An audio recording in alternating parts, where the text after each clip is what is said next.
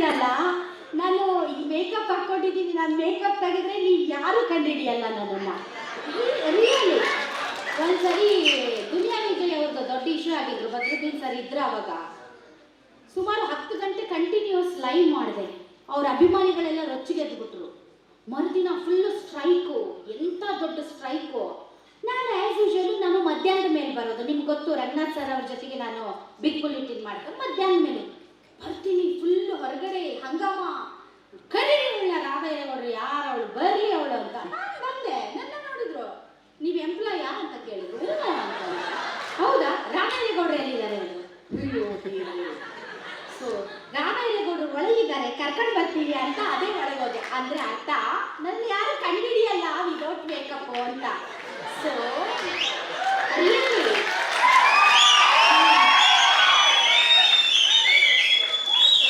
ನಾನು ಸ್ವಲ್ಪ ಕಪ್ಪೆ, ಬಟ್ ಟಿವಿಯಲ್ಲಿ ಮೇಕಪ್ ಹಾಕೊಳ್ಳೋದ್ರಿಂದ ಸ್ವಲ್ಪ ಚೆನ್ನಾಗಿ ಕಾಣ್ತೀನಿ. ಭಾಳ ಜನ ಅದೇ ಹೇಳ್ತಾರೆ, ಯಾರಾದರೂ ಡಿಸ್ಕಷನ್ಗೆಲ್ಲ ಗೆಸ್ಟ್ಗಳು ಬರ್ತಾರಲ್ಲ ಅವರು ವಿದೌಟ್ ಮೇಕಪ್ ನೋಡ್ಬೇಡ, ನೀವು ಏನಾಗಿದೆ ನಿಮಗೆ, ಮುಖಕ್ಕೇನೋ ಆಗಿದೆ, ನಿಮ್ಗೆ ಹುಷಾರಿಲ್ವಾ ಅಂತ. ಅಂದರೆ ನಾನು ಯಾಕೆ ಇದನ್ನೇ ಹೇಳ್ತಾ ಇದ್ದೀನಿ ಅಂದರೆ, ಭಾಳ ಜನಕ್ಕೆ ಒಂದು ತಪ್ಪು ಗ್ರಹಿಕೆ ಇದೆ.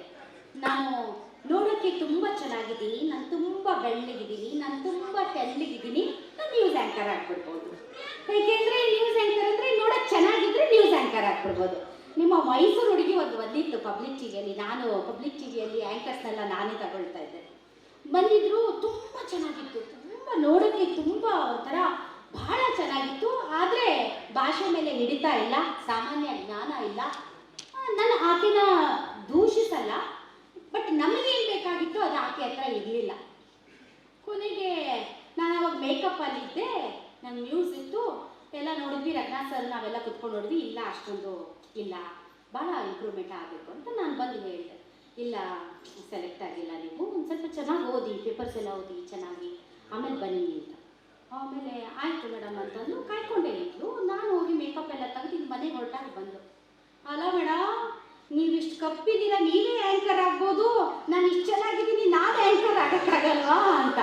ಸೊ ನಾನು ಏನು ಹೇಳಕ್ಕೆ ಬಯಸ್ತಾ ಇದ್ದೀನಿ ಅಂದರೆ, ಕಪ್ಪು ಬೆಳಕು ಸೌಂದರ್ಯ ಇವೆಲ್ಲ ಜರ್ನಲಿಸಮಲ್ಲಿ ಭಾಳ ದಿನ ಉಳಿಯಲ್ಲ.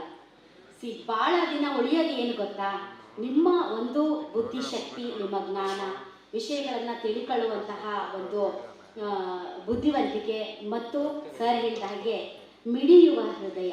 ಆ ಮಿಡಿಯುವ ಹೃದಯ ಇರೋವರೆಗೂ ನೀವು ಭಾಳ ದಿನ ಜರ್ನಲಿಸಮಲ್ಲಿ ಇರ್ತೀರ. ನನಗೆ